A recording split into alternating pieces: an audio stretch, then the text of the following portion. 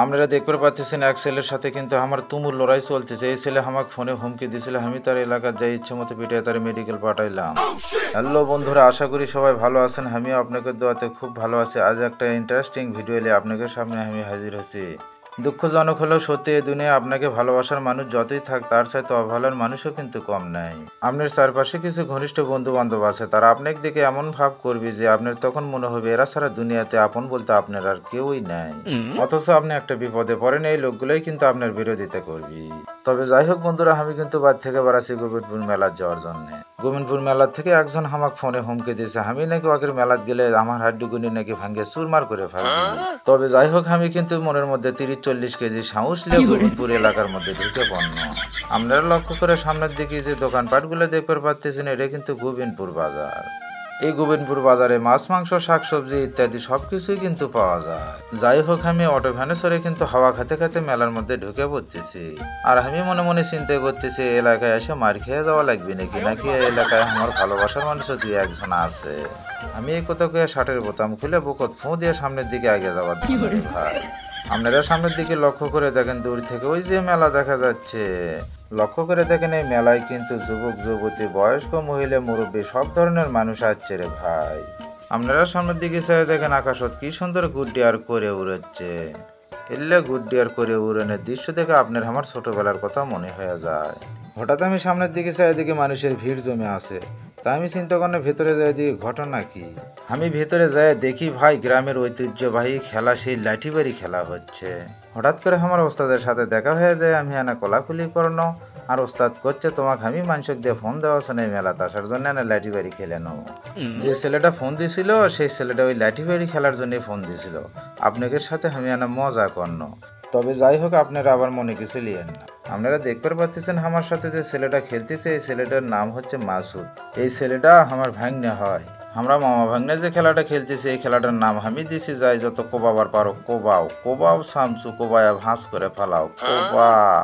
এই খেলার অরিজিনাল নাম কলে লাঠিবাড়ি খেলা, গ্রামের ঐতিহ্যবাহী সেই লাঠিবাড়ি খেলা। তবে যাই হোক, আপনারা প্রাণ ভরে মামা ভাগ্নের লাঠিবাড়ি খেলা দেখেন আর মজা নেন। দেখেন ভাগ্নে কিভাবে হামাক কোবাচ্ছে। এই মাত্র আমার পাশার মধ্যে এমন ভাবে মারছে রে ভাই, আমার পাশাটা একবারে জ্বলিয়ে উঠছে। তবে যাই হোক, খেলার মধ্যে কোনো মামা ভাগ্নে নাই। আমিও চিন্তা ভাবনা করছি, আমিও যদি সুযোগ পাই তাহলে ভাগ্নেকে ইচ্ছে মতো দমো, এই চিন্তা ভাবনা করে আমি খেলতেছি। তবে যাই হোক, আপনারা প্রাণ ভরে মামা ভাগ্নের কোবাও সামসু লাঠিবাড়ি খেলা দেখেন আর পাশাপাশি আমার ভিডিওতে একটা লাইক, কমেন্ট, ফলো যা যা করা লাগে করে দেন রে ভাই। লক্ষ্য করে দেখেন, মামা ভাগ্নের কিন্তু বাগে বাগে লড়াই হচ্ছে। বহুত দিন হলে লাঠিবাড়ি খেলা হয় না। হঠাৎ করে ভাগ্নের সাথে খেলবার যায় কি যে একটা অবস্থায় পড়ে গেছি। ভাগ্নে যেভাবে আমাকে মারা শুরু করে দিছে, আমার তো মনে হয় 2-3 দিন বিছনার থেকে ওটা আমার কঠিন হয়ে যায়। তবে যাই হোক, লক্ষ্য করে দেখেন ভাগ্নে কিন্তু আমাকে সুযোগ পেলে আনা আনা করে সাঁটাচ্ছে। আমিও চিন্তা ভাবনা আছি, কখনই সুযোগ পাই ভাগ্নে তোরে আমি ইচ্ছা মতো দেমু। ভাগ্নের কোবান খাইতে খাইতে হঠাৎ করে আমার আনা আনা করে রাগ হওয়া শুরু হয়ে গেল। তাই ইচ্ছে মতো ভাগ্নের পেটা শুরু করে দেনো। তুমুল হারে ভাগ্নের পিটেছি, পিটেতে পিটেতে ভাগ্নের পাশা লাল করে ফেলবেন। তবে যাই হোক, আপনারা আমাকে মামা ভাগ্নের কোবাও সামসি লাঠিবাড়ি খেলা মনোযোগ দিয়ে দেখেন আর প্রাণ ভরে মজা নেন। আমি মেলাক্ষণ ধরে আপনাদের সাথে ভকর ভকর করতেছি, আপনারা হয়তো আবার বিরক্ত হয়ে যাবেননি। তবে যাই হোক, আপনারা খেলা দেখেন আর আমি পাশাপাশি হারানো দিনে কিছু গান গাই। আগে কি সুন্দর দিন কাটাইতাম আমরা, আগে কি সুন্দর দিন কাটাইতাম।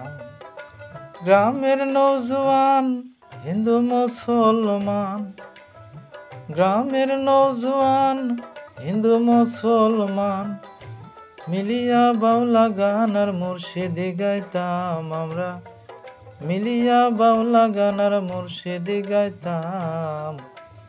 আগে কি সুন্দর দিন কাটাইতাম আমরা, আগে কি সুন্দর দিন কাটাইতাম। করি যে ভাবনা সেদিন আর পাব না, ছিল বাসনা সুখী হইতাম। দিন হতে দিন আসে যে কঠিন, করিম দিনহীন কোন পথে যাইতাম।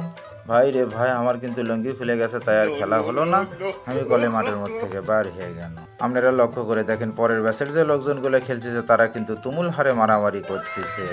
এরা যেভাবে মারামারি করতেছে আমার তো মনে হয় একের বাড়ির জমিলে গ্যাম জামা ছিল, তাই এটি এসে এই রাগ দেখাচ্ছে। এইদিকে এক ভাই কিন্তু ঢোলের সাথে তা ধিন ধিন তা নাচতেছে।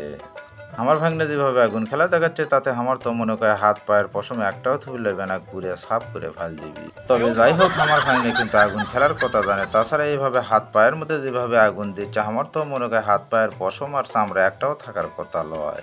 এইদিকে ছেলে মানুষের পাশাপাশি আমার মা ও বোনেরা যেভাবে খেলা দেখতেছে আমার তো মনে হয় রাত্রে যে ভাত আন্দাজ লাগবে এ কথা তাদের মনেই নেই। লক্ষ্য করে দেখেন আমার ভাগ্নে কিভাবে আগুন বুকের মধ্যে ঢুকাচ্ছে আর বার করতেছে। ভাগ্নে যেভাবে বুকের মধ্যে আগুন দিচ্ছে আমার তো মনে হয় গেঞ্জে পুড়ে তোলা লাগার কথা।